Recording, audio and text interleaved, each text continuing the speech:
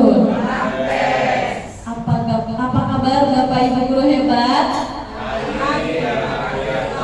Alhamdulillah. Luar biasa, Masya Allah. Alhamdulillahirabbil alamin. Wassalatu wassalamu ala asrofil anbiya'i wal mursalin sayyidina wa maulana Muhammadin wa ala alihi washabihi. Amma ba'du. Yang terhormat Bapak Kepala Sekolah SMP Negeri 4 Purwakarta, yang terhormat Bapak Ibu Guru hebat SMP Negeri 4 Purwakarta, alhamdulillah pada kesempatan kali ini kita dapat mengikuti ya kegiatan, salah satu kegiatan kami ya, tugas dari pendidikan guru penggerak itu yaitu diseminasi budaya positif di lingkungan sekolah kita SMP Negeri 4 Purwakarta. Salawat dan salam semoga tercurah limpahkan kepada baginda alam, yakni Nabi besar Muhammad SAW. Saya di sini sebagai MC yang akan membacakan surat acaranya. Yang pertama pembukaan, yang kedua menyanyikan lagu Indonesia Raya, yang ketiga acara inti yaitu diseminasi budaya positif, yang keempat tertutup. Marilah kita buka acara ini dengan bersama-sama membaca basmalah. Bismillahirrahmanirrahim. Acara selanjutnya yaitu menyanyikan lagu Indonesia Raya. Hadirin dimohon berdiri. Kepada Ibu Heti untuk memimpin.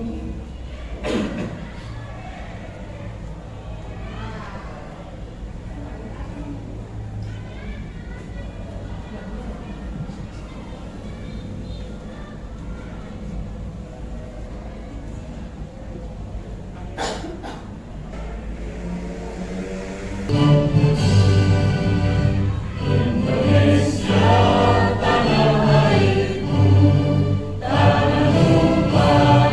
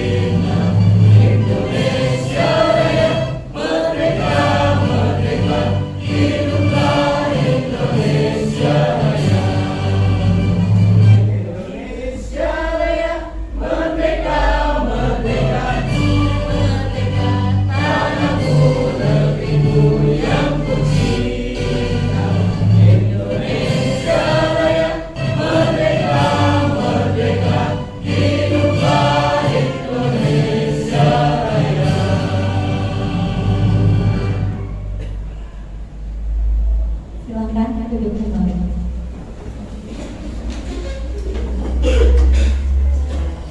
Baik, acara selanjutnya yaitu sambutan dari Bapak Kepala Sekolah SMP Negeri 4 Purwakarta kepada Bapak Muhammad Losodi, dipersilakan. Assalamualaikum warahmatullahi wabarakatuh.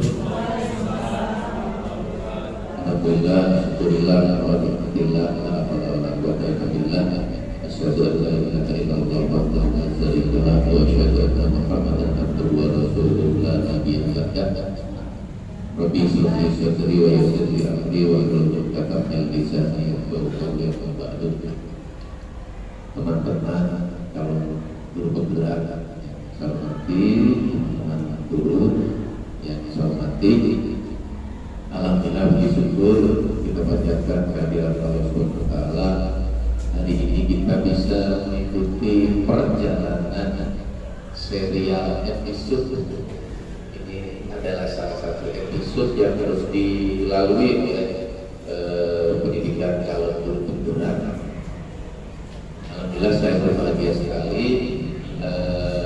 Mudah-mudahan ini menjadi hal yang baik bagi kita semuanya, dan mudah-mudahan menyusul nanti di angkatan ke-11, insya Allah nanti akan ada lagi yang angkatan ke-10 sudah ada calon guru penggeraknya, angkatan ke-11 mudah-mudahan sekarang sedang berproses, dan mudah-mudahan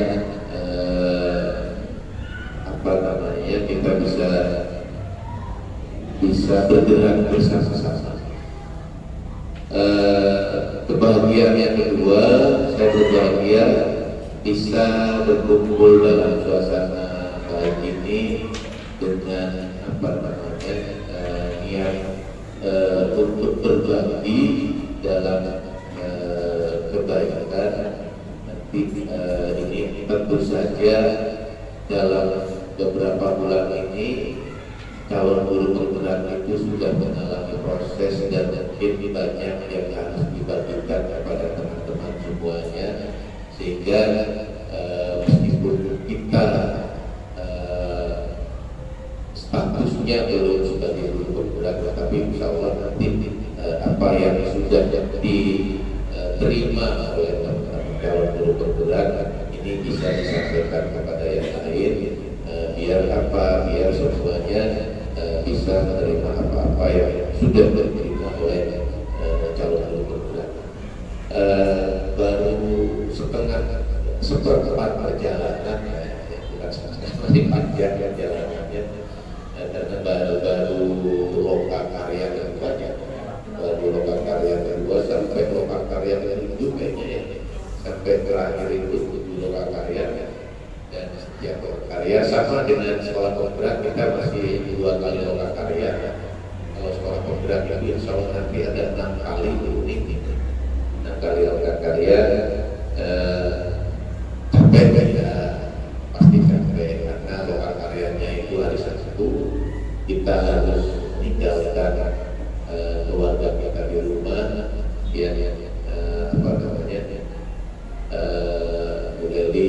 ngomong dari dua dalam yang sebenarnya Kurni, Mulia harus meninggalkan putra putrinya di rumah demi apa ya? Demi untuk meningkatkan kapasitas kita, yang tujuannya tidak lain adalah untuk meningkatkan mutu pelayanan di sekolah kita. Saya yakin semakin kita banyak menerima hal-hal yang baik, maka kita punya tanggung jawab untuk menyampaikan hal-hal yang baik itu kepada yang lainnya dan menerangkan kepada siswa kita, karena sesungguhnya kita itu adalah pelayan mereka, pelayan dari siswa. Memberikan layanan yang baik kepada siswa itu adalah tugas kita yang sesungguhnya. Jadi jangan minta dilayani, tapi mari kita meningkatkan untuk pelayanan kita terhadap siswa. Nah, ini yang harus kita perhatikan. Mudah-mudahan nanti Pak Agus, Bu Lali dan Pak Pian bisa memberikan praktik budaya praktik-praktik budaya baik apa saja yang sudah mereka terima dari kegiatan calon guru penggerak kepada kita semuanya yang pada akhirnya ini memberikan kemampuan dan semangat motivasi bagi kita untuk selalu memperbaiki diri dan bersama-sama untuk berbuat lebih baik lagi terhadap peningkatan untuk pendidikan yang ada di SMP Negeri 4 Purwakarta. Saya ucapkan selamat kepada teman-teman calon guru penggerak, selamat mendiseminasikan apa yang sudah diterima. Mudah-mudahan ini menjadi ibadah bagi kita, menjadi ladang. Yang penting adalah menjadikan kita lebih bertanggung jawab, kita lebih punya semangat yang lebih tinggi untuk bersama-sama memajukan SMP Negeri 4 Purwakarta ini. Kalau tidak oleh kita, oleh siapa lagi? Itu saja yang bisa saya sampaikan. Terima kasih dan mohon maaf atas segala kesilapan. Assalamualaikum warahmatullahi wabarakatuh. Waalaikumsalam warahmatullahi wabarakatuh. Terima kasih kepada Bapak Kepala Sekolah yang telah menyampaikan sambutannya.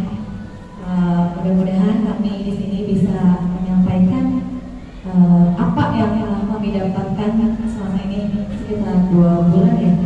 2 bulan kami mendapatkan materi di pendidikan guru penggerak calon guru penggerak angkatan 9. Baik, selanjutnya acara inti yaitu diseminasi budaya positif di lingkungan sekolah SMP Negeri 4 Purwakarta oleh calon guru penggerak angkatan 9. Di sini kami ada 3 ya.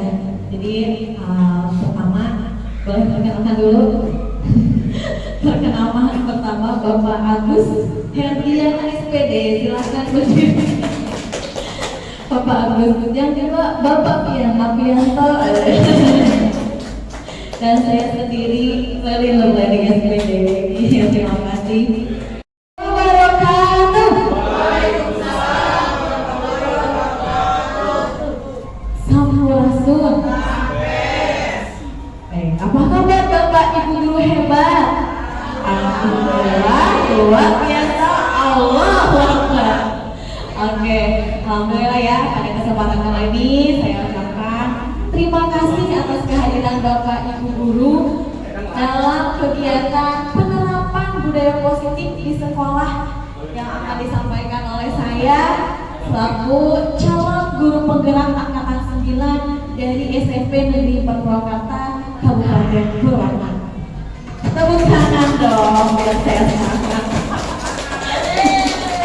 Nah, saya di sini bukan bermaksud untuk menggurui Bapak dan Ibu ya, tapi saya ingin menyampaikan apa yang saya dapatkan selama pendidikan ini gitu. Jadi ingin berbagi kepada Bapak dan Ibu gitu.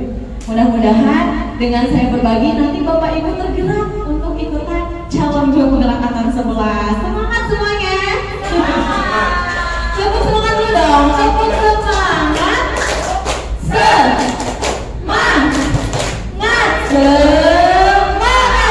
Oke, terima kasih. Masya Allah, luar biasa sekali ya.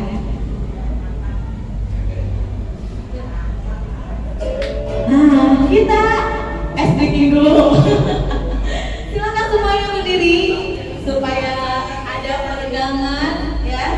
Kita SDG dulu, tangan diputar-putar. Ya, ini mulai dari guru TK.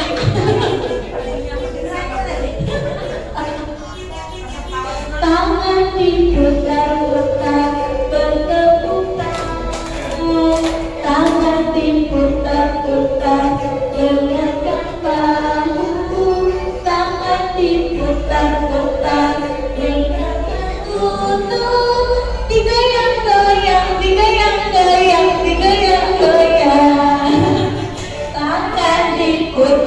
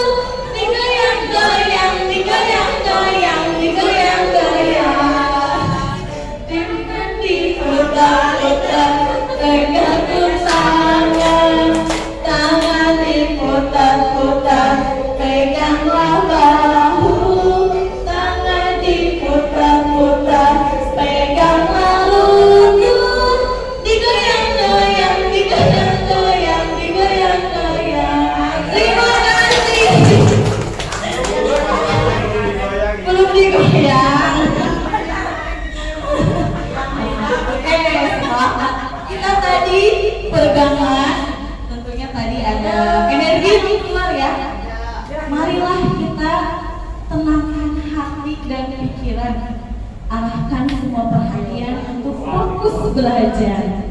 Hadirkan rasa ingin tahu dari Bapak Ibu, rasa syukur dan rasa welas asih. Semuanya tarik nafas dalam-dalam.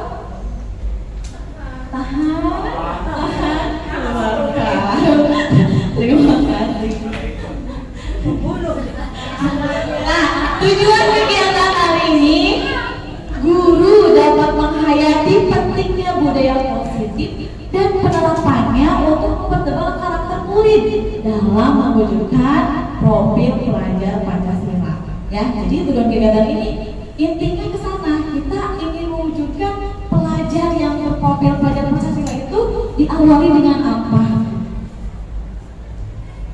Nah, konsep inti budaya positif yang akan disampaikan hari ini, yang pertama, perubahan paradigma belajar, disiplin positif dan nilai kebajikan, teori motivasi kebutuhan dasar manusia, posisi kontrol guru, keyakinan kelas atau sekolah, dan segitiga restitusi. Pembelajaran dengan paradigma baru. Nah, pembelajaran dengan paradigma baru merupakan pembelajaran yang dirancang berdasarkan prinsip pembelajaran berdiferensiasi. Kita garis bawahi ya, berdiferensiasi. Sehingga para murid belajar sesuai kebutuhannya berdasarkan tahap perkembangan sesuai teori psikologi modern untuk mewujudkan profil pelajar Pancasila. Profil pelajar Pancasila itu apa aja Bapak Ibu? Ada 6. Pertama, kita nyanyikan saja sama-sama ya. Semangat. 1, 2, 3. Belajar Pancasila, beriman dan bertakwa pada Tuhan yang esa dan berakhlak mulia, berkebinekaan global, gotong royong mandiri, kreatif dan bernalar kritis. Tepuk tangan semuanya. Nanti lagi dong semangatnya. Sekarang masih semangat ya? Oke. Nah, itu yang akan diwujudkan oleh kita selaku guru itu pelajar berprofil pelajar Pancasila. Tentunya pembelajarannya yang sesuai dengan kebutuhan mereka ya. Kita itu bertindak sebagai pembelajaran itu sebagai apa? Kalau pembelajaran, apakah guru yang menguasai kelas? Tidak ya, bukan teacher center lagi, tapi student center. Oke, kita lanjut teori kontrol. Nah, baik Bapak Ibu udah berpasangan semuanya?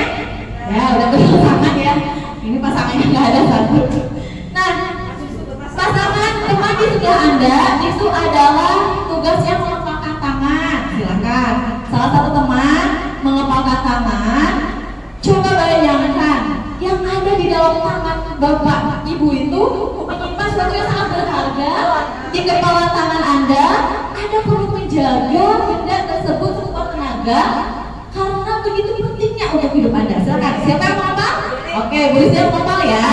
Ini siapa yang mau ngapal? Harus ada salah satu. Nah, tugas rekan Anda sekarang. Tugas rekan Anda. Ini nggak ada teman. Tugas rekan Anda adalah mencoba dengan segala cara untuk membuka kepalanya.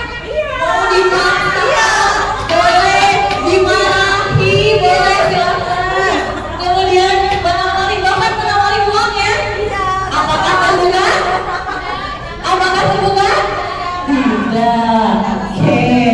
Gak ada yang terbuka, nggak ada? Nggak ada yang tergoda dengan uang? Oke, kita. Apakah Anda membuka tangan Anda? Nah, siapa yang tadi mengepal? Bu Rizia. Kenapa? Kenapa tidak membuka? Kenapa? Berharga dan tidak mau berbagi ya? Tidak mau, oke. Dan yang B, tidak bisa membuka kepala tangan Anda. Mengapa? Kenapa bagus tidak bisa membuka kepala tangan bulan teman? Karena punya hak, punya keyakinan kuat. Mungkin mereka tak berharga. Oke, terima kasih tepuk tangan semuanya. Berapa kuat katanya. Nah, dalam kegiatan ini sebelumnya siapa yang memegang kendali atau kontrol untuk membuka kepala? Jadi saya mau tanya, diri sendiri ya?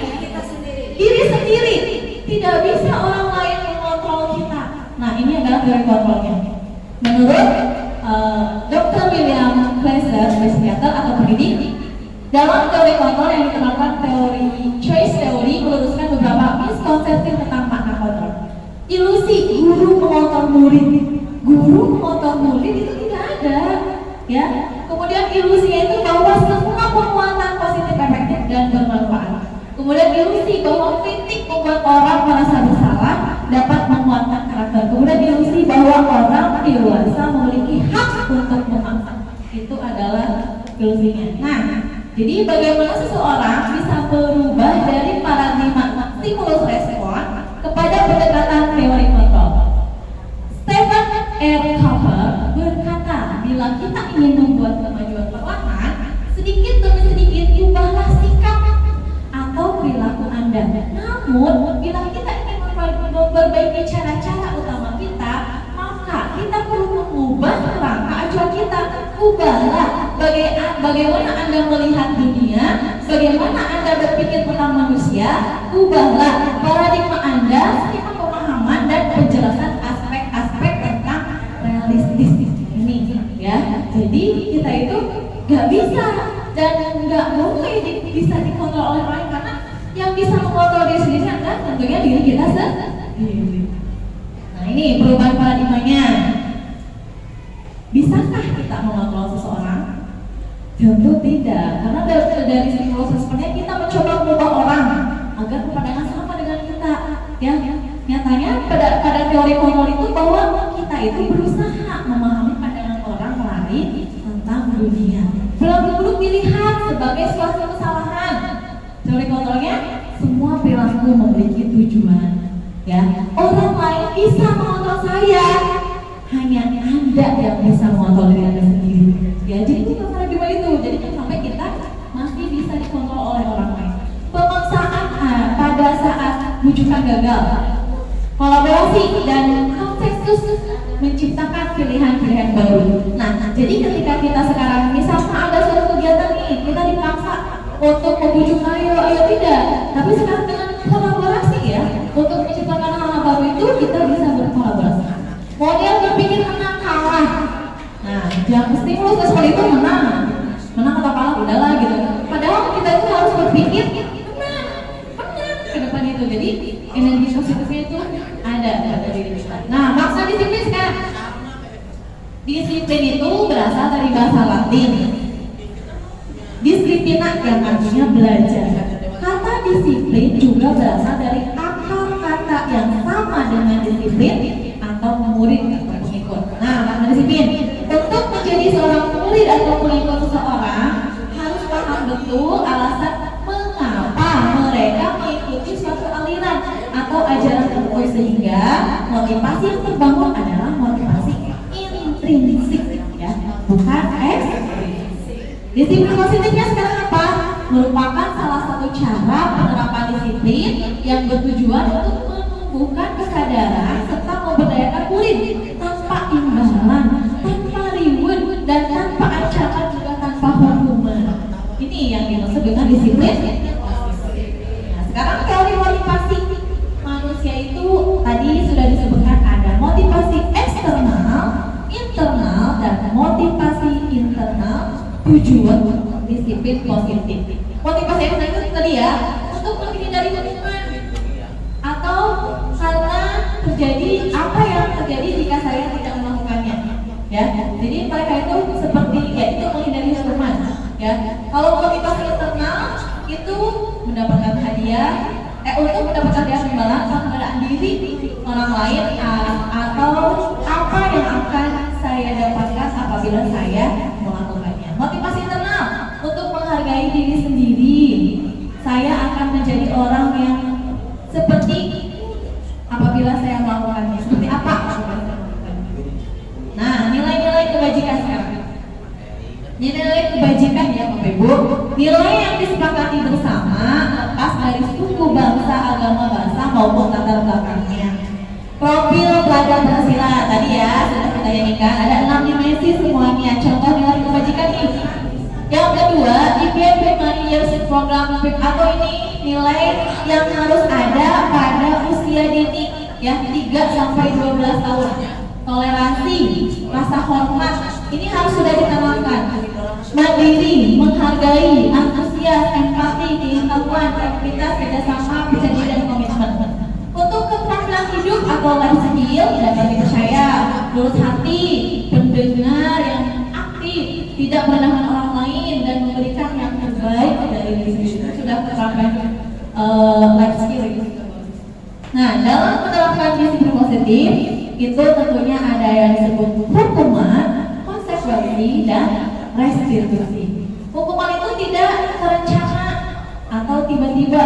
Murid tidak tahu apa yang akan terjadi atau tidak dilibatkan. Bersifat satu arah, ya, berupa hukuman fisik atau verbal. Konsekuensi apa? Terencana. Kalau sudah terencana, disepakati sesuai peraturan. Murid tetap dibuat tidak nyaman. Sikap guru selalu memonitor murid. Kalau restitusi apa? Proses menciptakan kondisi bagi murid untuk memperbaiki kesalahan. Proses kolaboratif yang mengajarkan murid untuk mencari solusi sendiri. Jadi Bapak Ibu selama ini, apakah dengan kesalahan siswa memberikan hukuman, konsekuensi atau restitusi? Bapak Ibu, belum hukuman ya. Yang sering kita lakukan adalah hukuman, ya. Karena kadang refleks, kamu tidak mengerjakan tugas ya, silakan berdiri di depan. Oke, sebelah itu ya, Bu, lama. Atau misalnya karena refleks saat itu, kenapa tidak mengerjakan tugas atau melanggar, kita masih dengan hukuman. Padahal nanti kita lihat lagi. Nah, kebutuhan dasar manusia kan? Kebutuhan dasar manusia adalah sesuatu yang kita lakukan untuk mendapatkan apa yang kita inginkan. Seluruh tindakan yang kita lakukan memiliki tujuan tertentu dan semua usaha terbaik yang kita lakukan adalah dalam rangka agar kebutuhan dasar kita terpenuhi dengan baik. Ada apa saja? Kebutuhannya untuk bertahan hidup, makanan, pakaian, tempat tinggal, keamanan, kesehatan, ya. Kemudian rasa diterima atau dipedulikan, berbagi, kasih sayang ya. Yang kedua itu kasih sayang dan rasa diterima. Apa aja? Rasa diterima atau dipedulikan, berbagi, kerjasama, menjadi bagian dalam kelompok. Selanjutnya penguasaan, harga diri, keinginan untuk dianggap memimpin, berprestasi diakui dan didengar. Yang selanjutnya kebebasan, mandiri, pilihan mencoba hal yang baru, mampu mendirikan dirinya, kesenangan bermain, humor, antusiasme, tertawa. Jadi ketika seseorang atau peserta didik kita melakukan kesalahan, itu sebenarnya mereka itu belum memenuhi 5 dasar kebutuhan ini. Karena 5 dasar kebutuhan ini itu sangat menunjang untuk anak memiliki budaya yang positif, gitu ya. Jadi kita harus mengetahui dulu kenapa anak bisa berbuat seperti itu. Jangan-jangan betul ketika di rumahnya itu anak-anak kita kebanyakan broken ya. Anak-anak kita kebanyakan broken. Jadi tinggal sama salah satu ayah tiri atau mama tirinya, dan mereka tidak kekurangan rasa kasih sayangnya, sehingga mereka berbuat sesuatu. Kenapa? Karena ingin merasa diterima, karena ingin dipedulikan, ya. Jadi mereka mencari perhatian, cari sesuatu. Dan selanjutnya adalah posisi kontrol seorang guru. Posisi kontrol seorang guru yang pertama adalah sebagai penghukum. Yang kedua, membuat rasa bersalah. Yang ketiga sebagai teman. Yang keempat sebagai pemantau. Yang kelima sebagai manajer. Nah, contoh penerapan fungsi kontrol guru. Ini ada sebuah kasus nih. Kasusnya itu siswa tidak memakai atribut lengkap saat upacara bendera. Yang pertama, ketika posisi kontrol seorang guru sebagai penghukum, dia akan menyuruh siswa untuk hormat pada bendera satu jam. Ketika guru akan sebagai posisinya sebagai pembuat merasa bersalah, berapa kali ibu bapak harus beritahu kamu selalu saja mengecewakan ibu. Jadi berkata seperti itu. Jadi yang diucapkan itu seperti ya mereka akan menjadi rendah gitu ya. Kenapa kamu mengecewakan Ya, selanjutnya ketika sudah teman, ayo dong ikuti aturan sekolah, tolong bantu ibu ya. Sekali aja sudah tidak apa-apa, kali ini sudah tidak apa-apa, lain kali jangan sampai berubah seperti lagi ya. Nah itu sebagai teman. Nah yang sebagai pemantau, kamu sudah melanggar peraturan sekolah. Kamu tahu konsekuensinya? Setelah upacara kamu beriak demonstrasi ya, dan jangan dikurangi. Nah kemarin itu beberapa minggu yang lalu saya sebagai pemantau Bapak Ibu, sebelum mengetahui materi apa pembelajaran ini, saya itu selalu sebagai pemantau karena ayo ikuti aturan sekolah gitu kan, ayo sampai atributnya. Nah padahal itu posisinya sebagai pemantau ternyata. Nah apakah kamu, nah sebagai manajer yang sekarang, apakah kamu tahu kesalahanmu? Kira-kira bagaimana kamu memperbaiki kesalahanmu ini? Jadi ditanya tentang keyakinannya, ya kesalahan apa yang dia buat dan bagaimana cara untuk memperbaiki kesalahan itu. Jadi tidak sampai kita yang menghukum, kamu salah, apa kesalahan kamu? Misalnya udah ditanya nih, kesalahan saya tidak mengenal atribut, oh ya silakan kamu berdiri. Nah itu sebagai penghukum namanya. Tapi sebagai manajer itu justru ditanya balik tentang keyakinannya. Kira-kira untuk bagaimana kamu memperbaiki kesalahan seperti itu ya, Bapak Ibu. Nah, sekarang ada posisi kontrol. Apakah aku? Apa rencanamu untuk menyelesaikan masalah ini? Kira-kira ini posisi kontrolnya sebagai apa? Apa rencanamu untuk menyelesaikan masalah ini? Ayo, apa rencanamu untuk menyelesaikan masalah ini? Sebagai manajer. Posisi kontrol yang kedua, posisi kontrol apakah aku? Kamu selalu tidak mengerjakan tugas di kelas. Sekarang bersihkan kamar mandi. Sebagai penghukum yang terakhir, ayolah lakukan demi Bapak Ibu ya. Sebagai teman, karena menganggap ya ayo gitu sebagai teman. Oke, terima kasih ya sudah paham berarti. Nah, jadi ternyata posisi kontrol kita sebagai guru yang cocok itu adalah sebagai manajer, bukan sebagai hukum, bukan sebagai teman, bukan sebagai pemantau, ya, tapi sebagai manajer. Kenapa?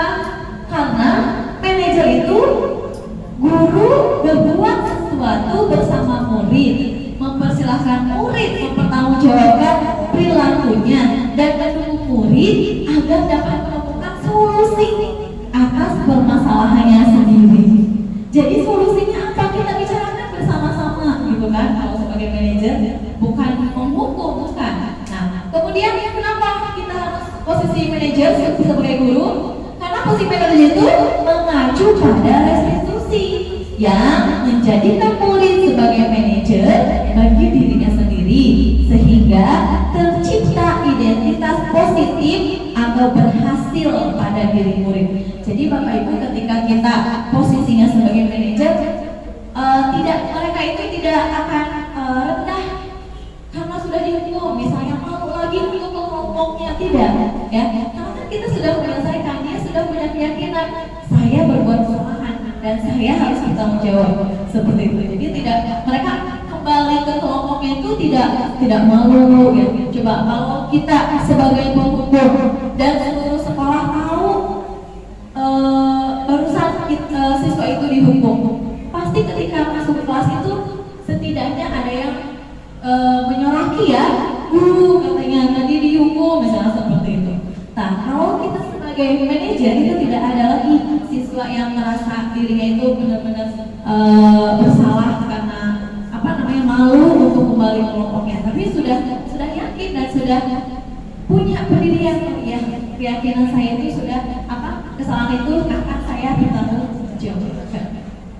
Nah sekarang selanjutnya keyakinan kelas. Mengapa keyakinan kelas ya, bukan peraturan kelas? Mengapa tidak peraturan kelas saja? Mengapa harus pelajaran kelas? Nah untuk mendukung semua motivasi intrinsiknya ini kembali ke nilai-nilai atau keyakinan-keyakinan lebih menggerakkan seseorang dibandingkan mengikuti serangkaian peraturan-peraturan. Coba, mengapa kita memiliki peraturan 3M, menggunakan masker, mencuci tangan, menjaga jarak? Nah, karena kemarin COVID ya, kenapa kita memiliki peraturan harus datang tepat waktu pada saat mengikuti pelatihan? Nah, itu sudah menjadi peraturan. Tapi ketika keyakinan itu akan mendukung motivasi intrinsik kembali kepada nilai-nilai kebajikan untuk menggerakkan dibandingkan dengan mengikuti aturan. Jadi kalau kita mengikuti aturan ada hukumannya kan? Oh iya, kalau kita tidak mengikuti aturan hukumannya A. Tapi kalau dirinya sendiri sudah punya keyakinan yang kuat, itu akan muncul motivasi sendiri ya untuk tidak melakukan itu. Jadi kita dapat simpulkan dari peraturan kelas ini akan timbul keyakinan kelas. Dari keyakinan kelas ini akan muncul lingkungan yang positif. Dan dari lingkungan yang positif ini akan muncul dan akan tercipta budaya positif. Ya. Nah, selanjutnya pembentukan keyakinan kelas. Jadi kemarin itu saya sudah mencoba membuat keyakinan kelas khususnya di kelas saya ya, kelas 8B. Jadi saya memberikan satu sticky note ya untuk membuat, silakan. Saya tidak yang di awal itu tidak dengan ditulisi oleh saya ya. Misalnya saya karena guru, saya membuat peraturan A, peraturan B, peraturan C ya. Tidak, tapi saya melibatkan anak untuk membuat itu. Silakan nak, kira-kira apa yang ingin terapkan di kelas kita gitu ya. Ini contohnya. Ini adalah ketika mereka membuat peraturan kelas. Kemudian di sampingnya itu ditempelkan nilai-nilai atau kalimat positif diubah ya. Karena ketika mereka membuat peraturan kelas, kalimat-kalimatnya tentu masih belum menggunakan kalimat positif. Nah, pembentukan keyakinan kelas itu bersifat abstrak. Yang kedua, berupa pernyataan universal. Yang ketiga, dibuat dalam pernyataan positif. Yang keempat, sedikit saja agar mudah diingat. Nah, jadi untuk peraturan untuk keyakinan kelas itu tidak usah banyak-banyak Bapak Ibu. Jadi sedikit aja agar mudah diingat dan anak juga akan tahu gitu. Karena saya sudah membuat ini ya Bapak Ibu. Jadi ketika kemarin saya menemukan anak saya yang melanggar itu, dia langsung coba keyakinan kelas apa yang kamu langgar? Oh iya Bu, saya tidak menggunakan seragam dengan lengkap. Dia bisa jawabnya dia dan dia ingat gitu. Dan saya sudah melaksanakan ini di 8B dan ternyata dia masih ingat. Kemudian ketika pelajaran ada yang masih keluar. Nah, coba keyakinan apa yang sudah kamu langgar? Setiap saya bertanya itu mereka bisa menjawabnya karena tidak banyak keyakinan kelas yang kita simpulkan. Karena dari sebanyak ini Bapak Ibu, dari peraturan ini kita kerucutkan lagi dan intikan lagi kira-kira nilai kebajikan apa yang akan kita tumbuhkan, yang akan kita terapkan di kelas ini, kelas kita gitu ya. Yang selanjutnya sesuai dengan kondisi kelas dan sekolah sehingga boleh diterapkan ya, ini Bapak Ibu. Kemudian semua warga sekolah atau kelas dilibatkan saat membuat keyakinan kelas itu ya. Jadi saya sudah melibatkan seluruh peserta didik atau seluruh warga kelas 8B untuk melaksanakan atau membuat keyakinan kelas. Nah, nilai kebajikan kelas, nilai kebajikan pada keyakinan kelas. Nah, Bapak Ibu, kalau peraturan itu pernyataannya seperti ini, selalu kembalikan buku ke tempatnya. Tapi dia itu mempunyai keyakinan kelas atau nilai kebajikan tanggung jawab. Kemudian dilarang mengganggu orang lain. Nah, keyakinan kelas adalah menghormati orang lain. Hadir di sekolah 15 menit sebelum pembelajaran. Keyakinan kelasnya adalah menghormati orang lain atau berkomitmen pada tujuan. Dilarang melakukan kekerasan. Dilarang melakukan kekerasan ini itu nilai kebajikannya keselamatan, menghormati orang lain. Jadi kalau misalnya keyakinan kelas ini sudah kita buat dan semua siswa melaksanakan itu, tidak ada lagi Bapak Ibu yang namanya bullying ya, tidak ada lagi yang namanya kekerasan di sekolah kita itu. Kemudian dilarang menggunakan narkoba apalagi itu ya. Jelas keyakinan kelas itu adalah kesehatan. Bergantian atau menunggu giliran, menghormati orang lain namanya, atau kesabaran. Gunakan masker. Gunakan masker itu berarti nilai keyakinan kelasnya, nilai kebajikannya adalah kesehatan atau keselamatan. Jangan berlari di kelas atau koridor itu untuk keselamatan, karena tidak jarangnya Bapak Ibu ketika istirahat mereka anak-anak kita itu berlari di koridor ya, padahal itu mengganggu ya, mengganggu orang lain dan juga mengancam keselamatannya. Tidak banyak juga yang terjatuh ya atau bertabrakan juga gitu. Nah, hukuman, sanksi atau konsekuensi. Ada hukuman, disiplin, atau ada hukuman dan ada disiplin. Kalau disiplin itu bisa berupa sanksi atau konsekuensi dan restitusi. Contoh salah satunya ya, kalau hukuman itu sesuatu yang menyakitkan, ya, sesuatu yang menyakitkan harus terjadi. Kalau sanksi itu sesuatu yang harus terjadi, tapi kalau restitusi merupakan pilihan, ya. Tidak nyaman untuk murid. Kalau hukuman itu seperti yang tadi saya jelaskan, tidak nyaman untuk murid atau anak untuk jangka waktu panjang. Jadi murid itu tidak nyaman beberapa waktu ya, karena udah dihukum tadi. Tapi ketika sanksi itu tidak nyaman atau tidak untuk jangka waktu pendek. Kalau konsekuensi, karena kalau konsekuensi kan tadi sudah teratur ya. Konsekuensi itu tadi di awal sudah teratur, berbeda dengan hukuman. Kalau hukuman kan refleks, jadi langsung dihukum dan itu akan tidak nyaman itu panjang. Jadi sama guru itu pernah dihukum misalnya pernah dihukum mencuci toilet, jadi ingat aja terus. Betul kan Bapak Ibu? Betul ya. Tapi kalau konsekuensi itu hanya sekedar pendek karena sudah ada sudah terarah konsekuensinya itu. Sedangkan restitusi adalah pilihan, menguatkan untuk murid atau anak dalam jangka waktu panjang. Justru ini menguatkan ya, bukan bukan menjadi tidak nyaman. Kalau restitusi itu justru menguatkan. Nah, ini yang disebut dengan segitiga restitusi. Kenapa berbentuk segitiga restitusi? Karena ada 3. Suatu proses, apa itu segitiga restitusi? Suatu proses dialog yang dijalankan oleh guru agar dapat menghasilkan murid yang mandiri dan bertanggung jawab. Pertama apa? Menstabilkan identitas. Yang kedua, validasi tindakan yang salah. Yang ketiga, menanyakan keyakinan. Apa saja? Apa sih menstabilkan identitas itu? Berdasarkan prinsip membuat kesalahan adalah bagian dari proses pembelajaran. Benar, ini contoh kalimatnya Bapak Ibu.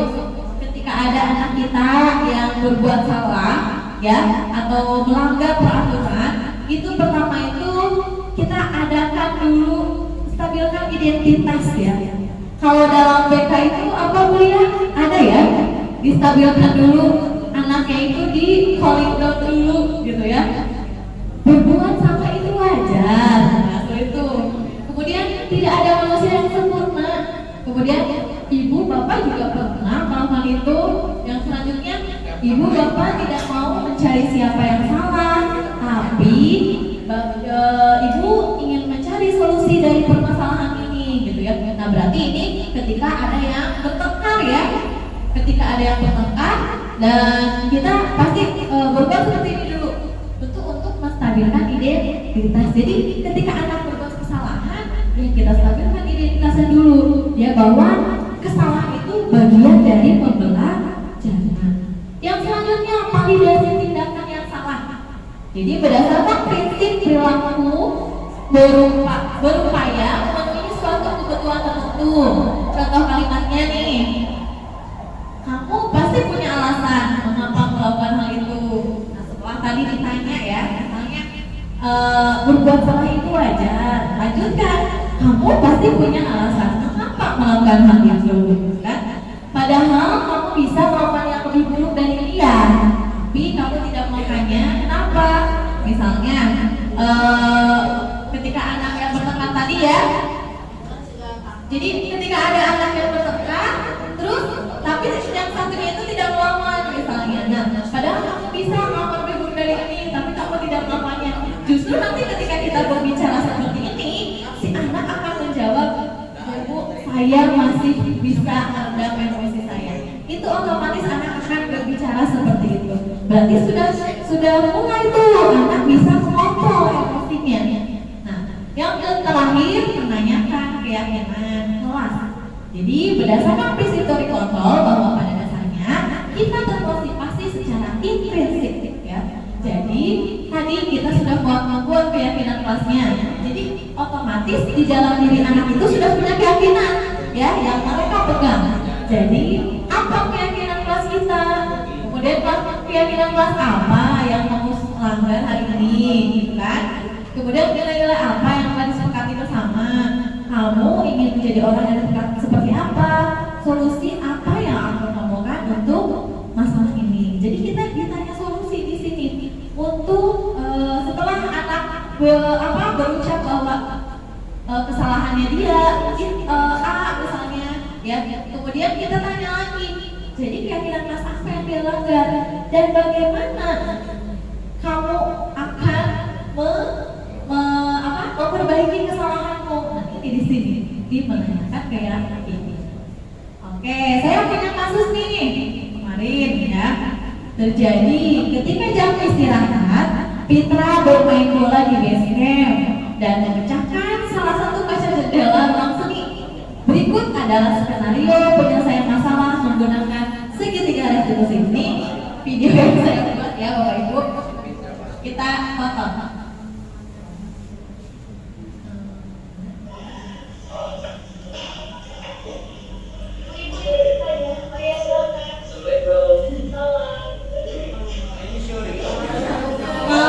Mau di syuting.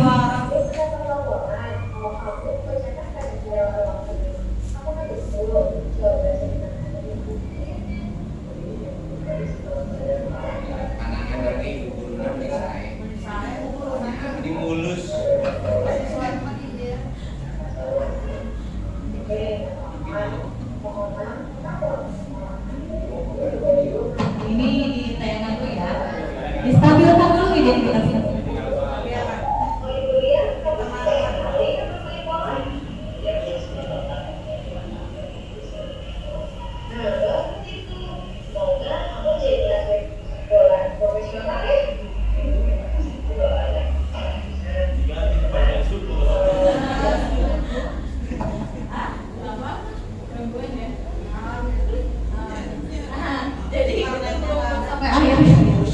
Nah jadi ketika ditanyakan bilang Bu, jadi saya menanyakan Bu nanti akan saya ganti. Jadi itu tanggung jawabnya langsung tanpa kita minta gitu.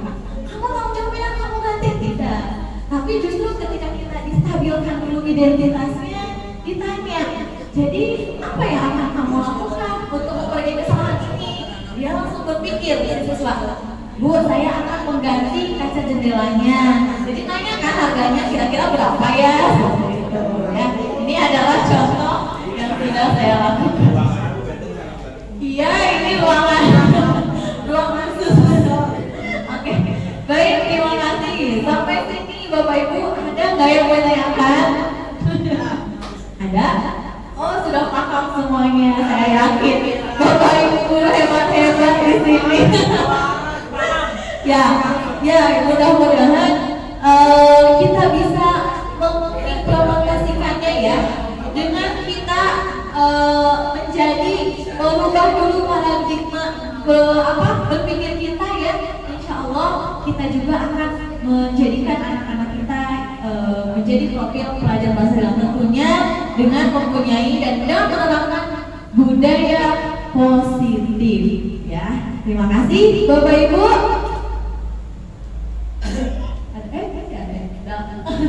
Terima kasih Bapak Ibu. Kemudian